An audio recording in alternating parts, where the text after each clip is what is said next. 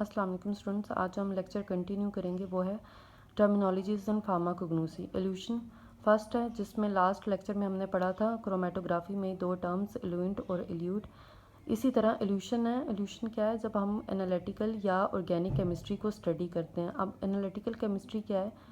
Pharmaceutics में हम लोगों ने पढ़ा था कि एनालिटिकल केमिस्ट्री की वो ब्रांच होती है जिसमें हम डिफरेंट मेथड्स को यूज़ करते हुए किसी कंपाउंड को या केमिकल को आइडेंटिफाई करते हैं, चेक करते हैं और फिर उसकी क्वांटिटी को मालूम करते हैं। तो हम उस केमिस्ट्री की ब्रांच को कहते हैं एनालिटिकल केमिस्ट्री। और ऑर्गेनिक केमिस्ट्री, जिसमें हम ऑर्गेनिक मटेरियल कोई भी स्टडी कर रहे हैं, केमिकल स्टडी कर रहे हैं, तो हम उसे कहते हैं ऑर्गेनिक केमिस्ट्री। अब ऑर्गेनिक केमिस्ट्री या एनालिटिकल केमिस्ट्री में जब हम क्रोमेटोग्राफी को परफॉर्म करते हैं, तो क्रोमेटोग्राफी में इल्यूशन का वर्ड टर्म तब हम यूज़ करते हैं जब हमारे पास, अब पेपर क्रोमेटोग्राफी हमने परफॉर्म की तो उसमें एक पेपर है, पेपर के ऊपर हम उसे कॉलम कह रहे हैं। कॉलम के ऊपर जब केमिकल्स आपस में सोल्यूशन में से सेपरेट हो जाएंगे, फॉर एग्जांपल हमने इंक का प्रोसीजर परफॉर्म किया था, सॉरी। तो उसमें जब हमने देखा कि डिफरेंट इंक्स जो हैं वो आपस में सेपरेट हो गई हैं, तो उसमें जो इंक्स का सेपरेट हो जाना एक पेपर के ऊपर यानी कि कॉलम के ऊपर, तो वो क्या चीज़ थी आपके पास? इल्यूशन की टर्म हमने तब हम यूज़ करते हैं कि सेपरेट हो जाना, उस मेथड को या उस प्रोसेस को हम कह रहे हैं। एंटीबॉडी क्या चीज़ है कि जब हम हमारी बॉडी में कोई फॉरेन पार्टिकल एंटर होता है, कोई भी बैरूनी ज़रात या कोई भी बैरूनी हम माइक्रो ऑर्गेनिज़म की बात कर लेते हैं कि जब वो हमारी बॉडी में एंटर होता है तो हम उसे क्या कहते हैं कि हमारे पास वो क्या है? एंटीजन है। एंटीजन नेक्स्ट पेज पे दे दिया, पहले एंटीजन को भी पढ़ लें। Antigen a toxin or other foreign substance which induces an immune response in the body, especially the production of antibodies। कि एंटीजन क्या है? कि जो कोई भी फॉरेन पार्टिकल, वो आपके पास कोई इंजेक्शन हो सकता है जो गलती से जो जिससे उस पेशेंट को क्या थी? सेंसिटिविटी थी, हाइपर सेंसिटिविटी। या वो कोई माइक्रो ऑर्गेनिज्म हो सकता है जैसे कि कोई बैक्टीरिया या कोई वायरस या फंजाई। तो वो क्या है? वो एंटीजेंस हैं जिसने हमारे जिस्म में जाना है और इम्यून सिस्टम को एक्टिव कर देना है ताकि एंटीबॉडीज़ बने। अब एंटीबॉडीज़ क्या हैं? पहले इसलिए मैंने आपको एंटीजन पढ़ाया कि पहले एंटीजन पढ़ेंगे तो एंटीबॉडी की समझ आएगी। And antibody also known as immunoglobulin. तो अब एंटीबॉडी या इम्यूनोग्लोबुलिन दोनों एक ही चीज़ है। इसकी शेप जो होती है वो वाई की तरह की होती है। और ये क्या है? जब हमारे पास जिस्म में एंटीजन जाता है तो इम्यून सिस्टम एक्टिव हो जाता है। ब्रेन सिग्नल देता है इम्यून सिस्टम को कि वो एक्टिव हो जाए, और उस एक्टिव होने के केस में हमारे पास जो खुद के डिफेंस के लिए, अपनी बॉडी के डिफेंस के लिए जो एजेंट तैयार होते हैं, बनते हैं जिस्म के अंदर, हम उसे क्या कहते हैं? एंटीबॉडी कहते हैं। तो एंटीबॉडी और एंटीजन का ये आपस में लिंक होता है कि जब एंटीजन आप जिस्म में एंटर होगी तो इम्यून सिस्टम एक्टिव होने के बाद जो एजेंट बनाएगा उस एंटीजन के ख़िलाफ़ जंग करने के लिए, ठीक है, तो वो हम उसे क्या कहते हैं? एंटीबॉडी। अब ऑटोइम्यून क्या होता है? ऑटोइम्यून डिजीज़ होती हैं। ऑटो मतलब खुद का, इम्यून रिस्पॉन्स पे अटैक करते हुए, तो ऑटो मतलब अपने खुद का। Autoimmune diseases arise from an overactive immune response of the body against substance and tissues normally present in the body. In other words, the body actually attacks its own self। मतलब क्या है? autoimmune diseases वो diseases होती हैं जिसमें गलती से जो आपका इम्यून सिस्टम है वो इतना एक्टिव हो जाता है कि वो गलती से अपने ही इम्यून सिस्टम यानी कि अपने ही बॉडी के सेल्स को किल करने लग जाता है। तो जो हमारे खुद के जो सेल्स होंगे वो जब बॉडी जो है वो किल करने लग जाएगी कि तो उसकी वजह से हम उसे कहेंगे ऑटो। तो इम्यून सिस्टम इतना एक्टिव हो गया है किसी सब्सटेंस के रिएक्शन में या किसी एंटीजन के रिएक्शन में, इसलिए एंटीजन पहले पढ़ाया है कि एंटीजन जब बॉडी में एंटर होगा तो कोई भी चीज़ इतनी एक्टिव हो जाती है, हमारा खुद का इम्यून सिस्टम इतना एक्टिव हो जाता है कि वो अपने बॉडी के सेल्स को ख़त्म करने लग जाता है। तो हम उसे क्या कहते हैं? Auto immune disease. तीन एग्जाम्पल्स मैंने ऊपर लिखी हैं। मिस्थेनिया ग्रेविस होता है कि जिसमें हमारे पास स्केलेटल मसल्स होते हैं वो वीक हो जाते हैं। रूमेटाइड आर्थराइटिस, और ये आर्थराइटिस की वो किस्म है जिसमें हमारे पास जोड़ों के ऊपर, जिस्म के जितने भी जोड़ हैं, जॉइंट्स हैं, उसके ऊपर अटैक होता है, इन्फ्लेमेशन हो जाती है यानी कि स्वेलिंग हो जाती है उन जॉइंट्स के अंदर, और ये पूरे जिस्म के तमाम जोड़ों के ऊपर अटैक कर सकता है, जॉइंट्स के ऊपर। उसके बाद है टाइप 1 डायबिटीज़ मेलाइटस, यानी कि जो डायबिटीज़ की पहली किस्म होती है जिसमें हमारे पास जो पेनक्रियाज है वो इंसुलिन बनाता ही नहीं है, ठीक है। तो वो भी हमारे पास ऑटो इम्यून डिजीज़ में ही उसकी किस्म आ जाती है, एग्जाम्पल आ जाती है। अब इम्यून सिस्टम क्या है? An immune system is a system of biological structures and processes within an organism that protects against disease by identifying and killing pathogens and tumor cells। अब वो पैथोजेंस कौन से हो गए? पैथोजेंस मतलब वो ऑर्गेनिज्म जो बीमारी पैदा करते हैं।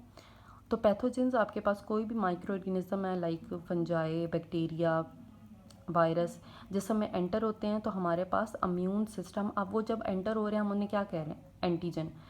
तो हमारा ख़ुद का जो इम्यून सिस्टम है, जो कुदरत ने हमें दिया है, फॉर एग्ज़ाम्पल हम उसे क्या कह सकते हैं कि जैसे हमारे पास वाइट ब्लड सेल्स हैं, ठीक है। तो अब वो एक्टिव होके तो आपके पास एंटीबॉडी बनाएंगे तो अब ये पूरा उस सिस्टम को हम क्या कहेंगे? Immune system.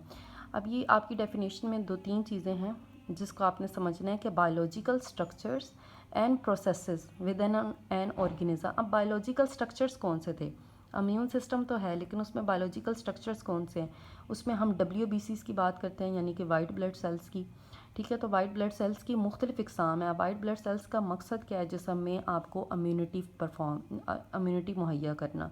तो इस वजह से हम उसे क्या कहते हैं? बायोलॉजिकल स्ट्रक्चर्स हैं, और उन्हीं को यूज़ करते हुए मुख्तलिफ प्रोसेसेस हम जो बॉडी है वो परफॉर्म करती है हमें इम्यूनिटी देने के लिए।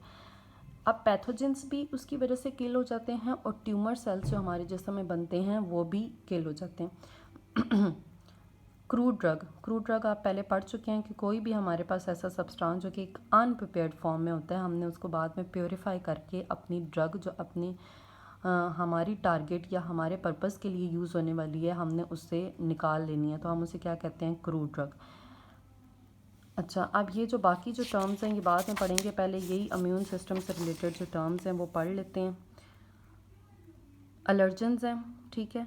अ substance that causes an allergic reaction, तो हम उसे क्या कहते हैं? एलर्जेंस कहते हैं। फॉर एग्जांपल आपके पास कोई पोलन होते हैं, पोलन ग्रेन्स होते हैं, या कोई भी ऐसी फूड हो सकती है जो हमें एलर्जी कॉज कर देती है। इसके अलावा जो जानवरों के पर होते हैं या उनके जिस्म से कोई भी चिपके हुए बाल, तो वो एलर्जी कॉज कर सकते हैं। कोई टॉयज़ होते हैं, जैसे आपके पास स्टफ़ टॉयज़ होते हैं, कोई भी ऐसी चीज़ जो हमारे जिस्म में जाए और इम्यून सिस्टम को एक्टिव कर दे, हम उसे क्या कहते हैं? एलर्जन।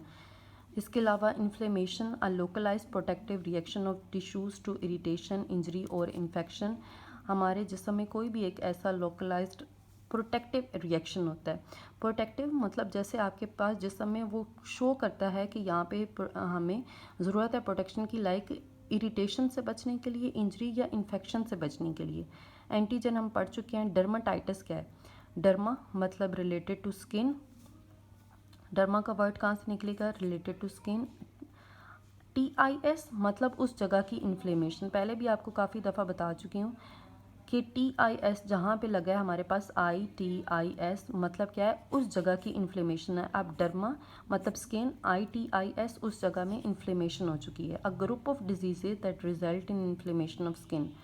साइनोसाइटिस, ITIS, साइनस मतलब जो भी आपके पास नेज़ल कैविटी या उससे रिलेटेड उसके आसपास जितनी भी साइनसेस हैं, मतलब कैविटीज़ हैं, उनके अंदर क्या हो चुकी है? इन्फ्लेमेशन हो चुकी है।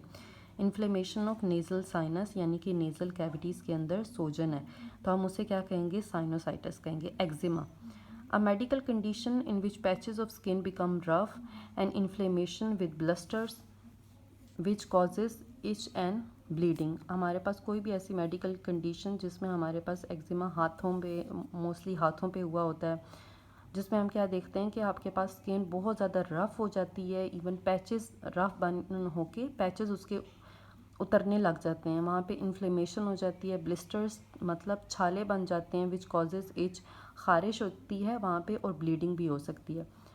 अब एनाफ्लेक्सिस क्या है? An acute allergic reaction to an antigen, for example bee sting, to which the body has become hypersensitive.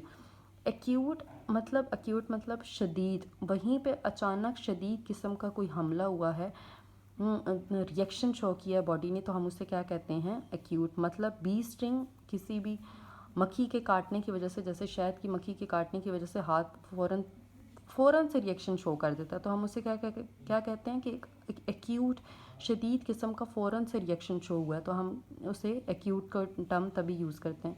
तो अब उस रिएक्शन को हम क्या कहते हैं, एनाफ्लेक्सिस।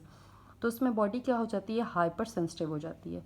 अब इम्यून थेरेपी क्या है, the prevention of disease with substance that stimulate the immune response. हमने डिज़ीज़ की पहले से ही प्रिवेंशन कर लिया है। फॉर एग्ज़ाम्पल अब जो टाइम चल रहा है कोरोना के केस में, तो हम पहले से ही वैक्सीन लगवा रहे हैं।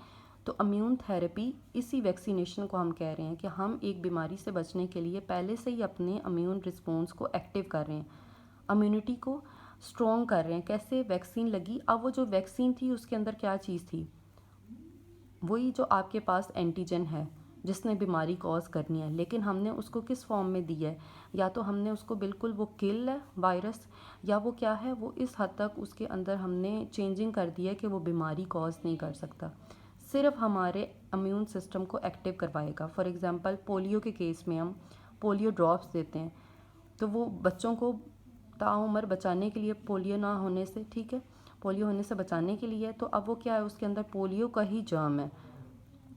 तो जब वो जर्म क्या होगा, ऑट्यूनेटेड होगा, यानी कि हमने उसको किल कर दिया या उसके अंदर से जिस्म के अंदर उसके चेंजिंग कर दिया कि वो सिर्फ इम्यून सिस्टम रिस्पॉन्स को एक्टिव कर देगा, यानी कि एंटीबॉडी बनेगी, एंटीजन को किल कर देगी, बस हमारे अंदर इम्यूनिटी आ गई सिर्फ, और मेमोरी सेल्स एक्टिव हो गए, सिर्फ इतना ही फंक्शन होता है।